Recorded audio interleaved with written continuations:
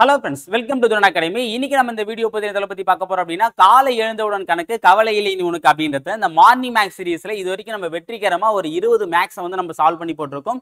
இந்த வீடியோ பதில 21வது பார்ட்ல 201வது கணக்கு நம்ம வந்து பார்க்க போறோம். இதுக்கு முன்னாடி போட்ட வீடியோ நீங்க பார்க்கணும்னு ஆசைப்பட்டீங்க அப்படின்னா டிஸ்கிரிப்ஷன் பிளேலிஸ்ட் வந்து கொடுத்துருக்கு, அதை நீங்க வந்து பார்த்துக்கலாம். இதில் நம்ம வந்து 201வது கணக்கு, அதாவது இந்த மொய் கணக்கு வந்து நம்ம மொய் கணக்கு நம்ம வந்து பார்த்துடலாம்.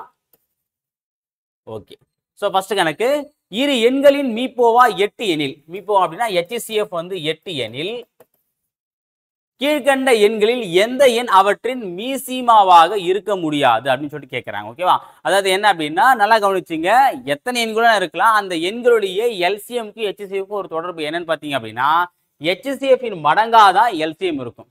அது அந்த எண்களுடைய HCF உடைய மடங்காதான் எல்சிஎம் இருக்கும். சிம்பிளா சொல்ல போனா அப்படின்னா இந்த எண்களுடைய HCF வந்து 8 அப்படின்னா இதோட எல்சிஎம் கண்டிப்பா எப்படி இருக்குன்னா 8ஆம் வாய்ப்பால வகுப்படக்கூடிய எண்ணா தான் இருக்கும்.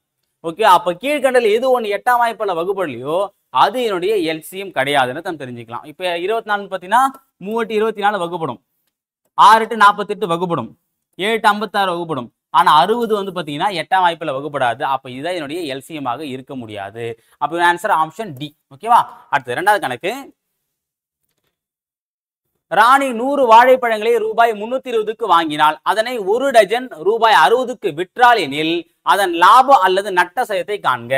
ராணின்றவங்க என்ன பண்ணிருக்காங்க அப்படின்னா 100 வாழைப்பழத்தை வந்து பாத்தீங்க அப்படின்னா வாங்கியிருக்காங்க. எவ்வளவுக்கு?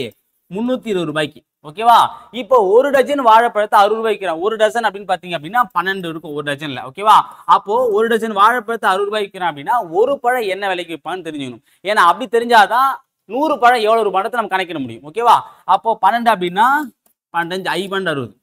அப்போ ஒரு பழம் எவ்வளவுக்கு வித்திருப்பாங்க? 5 ரூபாய்க்கு விற்கிறாங்க. எவ்வளவு பழத்தை விற்கிறாங்க? 100 பழம். அப்ப 5 × 100 500. ஓகேவா, அப்போ 100 பழத்தை எவ்வளவுக்கு விற்கிறாங்க? 500 ரூபாய்க்கு விற்கிறாங்க. அப்ப விற்கும் போது அவர் கிடைச்ச லாபம் எவ்வளோ? ஏன்னா 320 ரூபாய்க்கு வாங்கி 500 ரூபாய்க்கு விற்கிறாங்க அப்படின்னா கண்டிப்பா லாபம் தான் கிடைச்சிருக்கும், நஷ்டம் வரதுக்கு வாய்ப்பு இல்லை. அப்ப எவ்வளவு லாபம்? 180 ரூபாய் லாபம். அப்போ 320 ரூபாய் இன்வெஸ்ட் பண்ணி 180 ரூபாய் லாபம் எடுத்திருக்காங்க. லாபம் அப்படின்னா × 100. இந்த ஜீரோக்கு இந்த ஜீரோ காலி. 8ஆயிரம் போட்டா என்ன வரும்? 25 நாங், இங்க வந்து பார்த்தீங்கன்னா 8 நாங் 32, இங்க வரும் 4 2 8, 9 2 18, 9 25, 8 25 200, 9 225, 225 4ஆப்பில் போட்டிங்க அப்படின்னா 5 நாங் 20, மீதி 2, 6 நாங் 24, மீதி 1/4%. அப்போ 56 1/4%, 56.25%. எவ்வளோ லாபம்? 56.25% வந்து லாபம் அடைஞ்சிருக்கு. பாருங்க, 2 56 கொடுத்துருக்காங்க, பார்த்து கொஞ்சம் கவனமாக போடுங்க சரிங்களா. ஏன்னா ஈஸியாக நம்ம போட முடியாது, இந்த கணக்கு ரொம்ப கொஞ்சம் வந்து டிஃபிகல்ட்டான கணக்கு தான் சரிங்களா. இந்த டசன்னா என்ன தெரிஞ்சுக்கணும், அதை நம்ம சரியான முறையில் வகுக்கணும். ஓகேங்களா.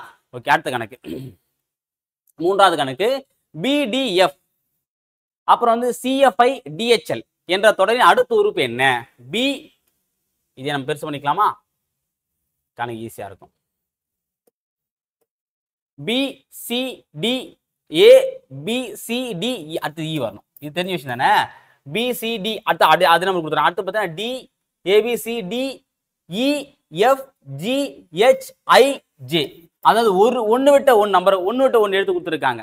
அது டிக்கு அப்புறம் இயை விட்டுட்டு எஃப்க்கு அப்புறம் வந்து பார்த்தீங்கன்னா EFG, ஜியை விட்டுட்டு H, அப்புறம் ஐயை விட்டுட்டு J. அடுத்தது பார்த்தீங்கன்னா எஃப்க்கு அப்புறம் நான் ஐ கொடுத்துறேன், EFGH, GH விட்டுட்டு ஐ, அப்புறம் வந்து பார்த்தீங்கன்னா JK விட்டுட்டு L, அப்போ நம்ம அடுத்த 2 லெட்டர் விட்டு KL MN விட்டுட்டு O, அப்போ EJO இருக்கா பாருங்க, இதோ இருக்கு. ஆன்சர் ஆப்ஷன் சி தான் சரியானது, EJO. ஓகேவா, முதல்ல அடுத்தடுத்த எழுத்துக்கள் கொடுத்துட்டாங்க, அதுக்கப்புறம் வந்து 1 விட்டு எழுத்துக்கள் கொடுத்தாங்க, அதுக்கப்புறம் 2 விட்டு எழுத்துக்கள் கொடுத்துருக்காங்க, அவ்வளவுதான் சரிங்களா. ரொம்ப பெரிய வித்தியாசம்லாம் கிடையாது. ஓகே, அடுத்த கணக்கு.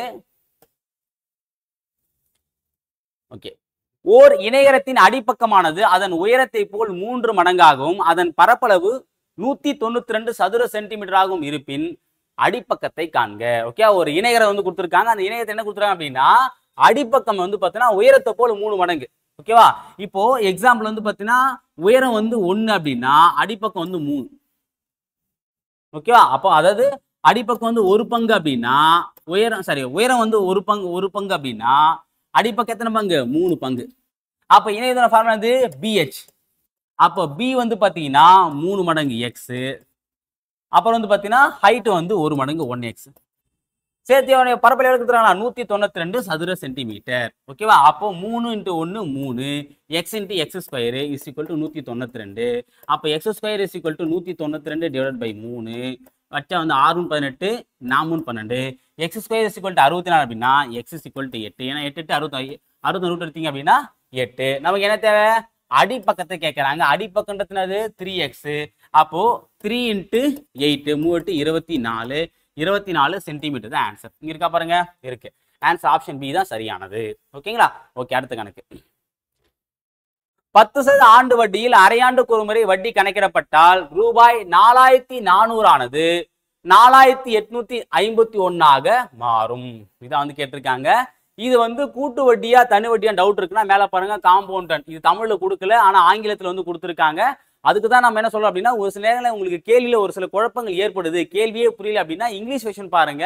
ஒரு சில நேரங்களில் தமிழை விட இங்கிலீஷ்ல வந்து நல்லா புரிஞ்சிருக்கும். ஓகேவா? அப்போ இது காம்பவுண்ட் இன்ட்ரெஸ்ட் தான் வந்து கேட்கறாங்க. ஏன்னா தமிழை பாருங்க எந்த இடத்துலயுமே வந்து காம்பவுண்ட் இன்ட்ரெஸ்ட் வந்து மீன் பண்ணல. ஓகேவா? அப்ப நம்மள தான் வந்து என்ன பண்ணுவோம், ஐடென்டிஃபை பண்ணி புரிஞ்சுக்கணும். ஓகேங்களா? ஸோ நான் வச்சுங்க.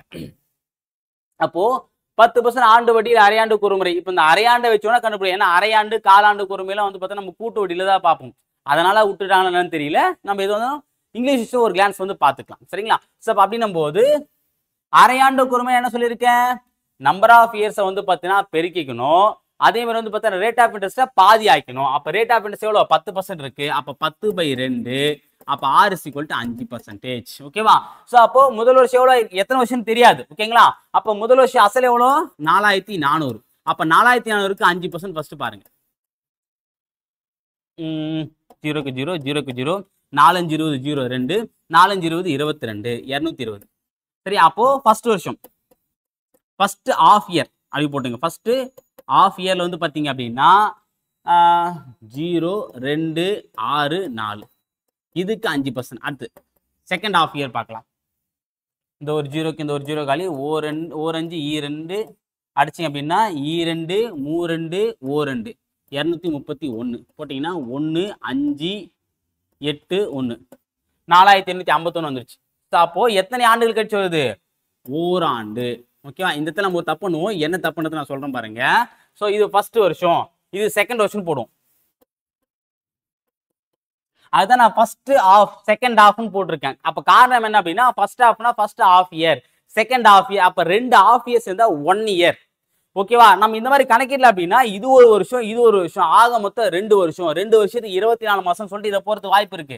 ஆனா அப்படிப்பட்ட கணக்கு தப்பு. நல்லா கவனிச்சிங்க. நம்ம அரையாண்டுக்கு ஒரு முறை தான் கணக்கிடணும். அப்ப அரையாண்டுக்கு ஒரு முறை கணக்கிடும் பட்சத்துல நமக்கு என்ன வரும்? அரையாண்டுக்குன்னா அப்ப 2 வாட்டி வந்திருக்கு. 2 அரை சேர்ந்தா 1 முழு. அப்போ 1 முழு ஆண்டு. அப்ப ஆன்சர் ஆப்ஷன் பி தான் சரியானது, டி வராது. ஓகே, கொஞ்சம் கவனமா கவனிச்சு போடுங்க. ஒரு சில கணக்கெல்லாம் ரொம்ப எளிமையா இருக்கிற மாதிரி தான் இருக்கும். அது நம்மள எளிமையா ஏமாத்தக்கூடிய கணக்குன்றதை தெரிஞ்சுங்க. ஓகேவா? அடுத்த கணக்கு. ராமு மற்றும் சோமு வாங்கிய இரு மேசைகளின் விலை முறையே 750 900 எனில் சோமு மற்றும் ராமு வாங்கிய மேசையின் விலை என்ன? அதாவது ரெண்டுத்தையும் ரேஷியோ கேட்கறாங்க. ரேஷியோ போது வகுத்து பாருங்க. 0க்கு 0 காலி. இதுல பாத்தீங்கன்னா 6 5 90 I 5 75. அப்ப 5:6. இது வந்து பாத்தீங்கன்னா ராமு அண்டு சோமு. ஆனா அவங்க என்ன கேட்கறாங்க? சோமு அண்டு ராமு. நல்லா கவனிச்சிங்க. கொடுத்துருக்கு ராமு சோமு, கேட்டுக்கிட்டு சோமு ராமு. சரியா? அப்ப நம்ம மாத்தி போடக்கூடாது. அப்படியே வந்து 5:6 போட்டா கணக்கு தப்பு. ஏன்னா கேட்டுக்கிட்டு சோமு ராமு. சோமு 6 ராமு 5. அப்ப 6:5 என்ன இருக்கு பாருங்க. தி ஆன்சர் ஆப்ஷன் ஏ தான் சரியானது. ஓகேங்களா? ஏன்னா ஃபர்ஸ்ட் ராம் கொடுத்துருக்காங்க. ராம் 750 ரூபா தான் சம்பாதிக்கிறாங்க. ஓகேவா? மேசையோட வேலை. சோமு வாங்கின மேசையோட வேலை வந்து 900. ஓகேவா? அப்போ ராமு தான் கம்மி பங்கு, சோமு தான் அதிக பங்கு. ஓகேவா? இப்போ கேட்கும்போது என்ன கேட்கறாங்க? சோமு அண்டு ராமு. அப்போ சோமு தான் ஃபர்ஸ்ட் வரணும். சோமு வந்து பார்த்தீங்கன்னா 900 மதிப்பு உள்ள மேசை தான் வாங்கியிருக்காரு. அப்போ அவர் வந்து 6 பங்கு, இவர் 5 பங்கு. ஓகேவா? நான் போச்சுங்க. அடுத்தது, ஒரு எண்ணின் மதிப்பை 25% குறைத்தால் 120 கிடைக்கிறது எனில் அந்த எண்ணை காண்க. இப்ப எக்ஸாம்பிள் அந்த எண் 100% வச்சுக்கலாமே. 100%ல இருந்து 25% கழிச்சுட்டா மீதி எவ்வளவு இருக்கு? 75%. அப்ப அந்த 75% தான் எவ்வளவா? 120. அப்ப அந்த எண் என்னதான் கேட்கறாங்க. அந்த எண் நம்ம என்ன வச்சிருக்கோம்? 100%. 75% 120 அப்படின்னா 100% என்ன வரும்? ஓகேவா? இங்க பர்சன்டேஜ் இன்க்ரீஸ் ஆகும்போது அமௌண்ட் இன்க்ரீஸ் ஆகும். இன்க்ரீஸ் ஆனா நேர்மாறா தலைகீழா போடணும். அப்போ 100 டிவைடட் பை 75 இன்ட்டு 120. ஓகேவா?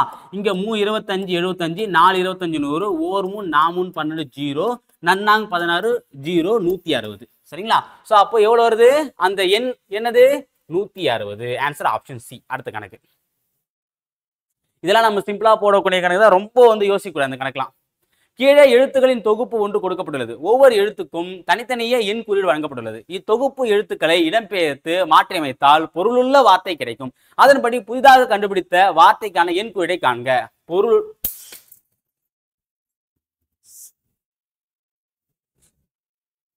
கீழே வந்துருச்சு.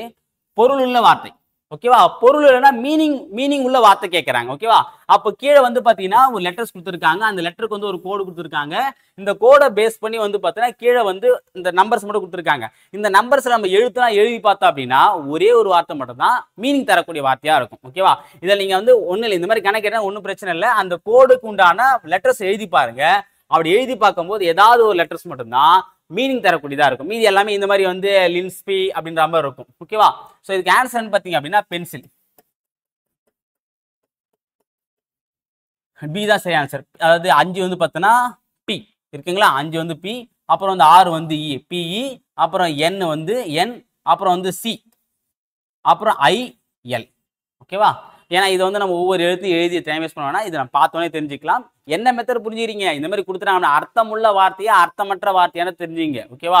அர்த்தமற்ற வார்த்தைன்னா அதுக்கு வேற மெத்தட். அது இப்படி கேட்க மாட்டாங்க. இது அர்த்தமுள்ள வார்த்தைக்கும் இந்த ஒரு ஆங்கிள் தான் கேட்பாங்க. இதுமாதிரி கேட்டோன்னா கோடு வேர்டில் வந்து அந்த லெட்டர்ஸ் எழுதி பாருங்க. ஒரு லெட்டர் மட்டும் தான் படிச்சா புரியாத மாதிரி இருக்கும். அர்த்தமுள்ள வார்த்தையா இருக்கும். அதுதான் ஆன்சர். ஓகேவா? Answer option B. அடுத்தது விடுபட்ட எண்ணை காண்க. ஓகேவா? ஸோ இது வந்து பார்த்தீங்கன்னா ஆரோ மார்க்குமே கொடுத்துருக்காங்க. ஒரு லெட்டர்ஸ் எல்லாமே இருக்கு. 1 மட்டும் 0 கொடுத்துருக்காங்க. அதாவது அந்த இடத்துல தான் என்ன வார்த்தைன்றது கேட்குறாங்க. இப்போ 1க்கு நேராக 1, 3க்கு நேராக 27, 5க்கு நேராக 25, 125 ஏதோ மீனிங் வருது தெரியுங்களா? அதாவது 3 கியூப் தான் 27, 1 கியூப் 1 தான் வரும், 5 கியூப் 125. அப்போ என்ன சொல்றாங்க? 4 கியூப் என்னன்னு கேட்குறாங்க. 4 கியூப் என்னது? 64. ஆன்சர் 64. ஆன்சர் ஆப்ஷன் சி தான். ரொம்ப சிம்பிள் தான். ஓகே, ஒரு சில நேரங்கள் ரொம்ப எளிமையா நம்ம கண்டுபிடிக்கிற மாதிரியான கொஸ்டின் கொடுத்துருவாங்க. ஒரு சில நேரத்துல எவ்வளவு யோசிச்சாலுமே வராது. அதான் எண்துறை வரிசை பொறுத்த வரைக்கும் என்ன அப்படின்னா, அது நம்ம எத்தனை கொஸ்டின் நீங்க வந்து ஒரு 200 கொஸ்டின் ப்ராக்டிஸ் பண்ணாலுமே ஒரு சில கொஸ்டின் பார்க்கும்போது நமக்கு வந்து ரொம்ப கஷ்டமா தான் இருக்கும். ஓகேங்களா? ஸோ அது வந்து நம்பர்ஸ் இருக்கக்கூடிய ஒரு ட்ரிக்ஸ். அதுதான் வந்து இப்போ ரீசெண்டான எக்ஸாம்ல நிறைய நம்பர்ஸ் பேஸ் பண்ணி கொஸ்டின் கேட்குறாங்க. ஏன்னா அந்த ப்ரெசன்ஸ் ஆஃப் மைண்ட்ல யோசிக்கும் போது அந்த கொஸ்டின் ஆன்சர் வரும். நம்ம என்னதான் ப்ராக்டிஸ் பண்ணாலும் அந்த எக்ஸாம்ல நம்ம என்ன ஃபோக்கஸ் பண்ணதை பொறுத்து தான் நமக்கு மார்க் கிடைக்கும். சரி, அடுத்து கடைசி கொஸ்டின் பார்க்கலாம். 704 சதுர சென்டிமீட்டர் மொத்த புறப்பரப்பு கொண்ட ஒரு கூம்பின் ஆரம் 7 சென்டிமீட்டர் எனில் தாயுயரம் காண்க. ஓகே, 704 சென்டிமீட்டர் மொத்த பரப்பு. அப்போ கூம்பு இருக்குன்னு கூம்புடைய மொத்த புறப்பரப்புக்கு என்ன பண்ணலாம் அப்படின்னா, ஃபர்ஸ்ட் வலைபரப்பு பிளஸ் வந்து பார்த்தோன்னா வட்டத்துடைய பரப்பளவு. வலைபரப்பு என்ன ஃபார்முலா? πr/l பிளஸ் வந்து பார்த்தோன்னா பரப்பளவு என்ன ஃபார்முலா? πr². இப்போ ரெண்டுத்துல என்ன பொதுவா இருக்கு? பை பொதுவா இருக்கு, ஆர் பொதுவா இருக்கு. எடுத்துனா இங்க எல் இருக்கு, இங்க ஆர் இருக்கு. இதான் ஃபார்முலா. இதான் வந்து மொத்த புறப்பரப்புக்குண்டான ஃபார்முலா. πr × l + r. அப்போ πr × l + rன்றது எவ்வளவு மதிப்பா? 704.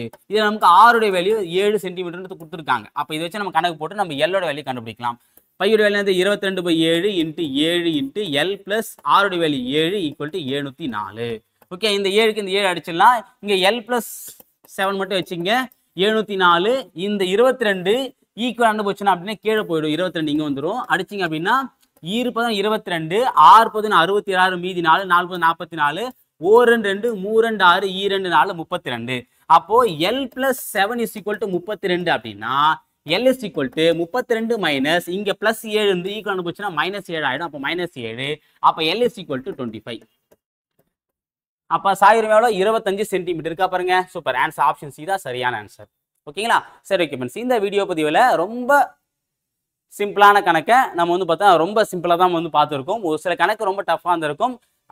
எல்லா எக்ஸாம்லையும் எல்லா பார்ட்லுமே நம்ம வச்சிருக்கக்கூடிய மேக்ஸை வந்து பார்த்தீங்கன்னா ஒரு 5 கணக்கு ஈஸியாக இருக்கும், ஒரு 3 கணக்கு டஃப்பாக இருக்கும், ஒரு 2 கணக்கு மாடரேட்டாக இந்த ஆங்கிள் தான் வச்சிருக்கும்.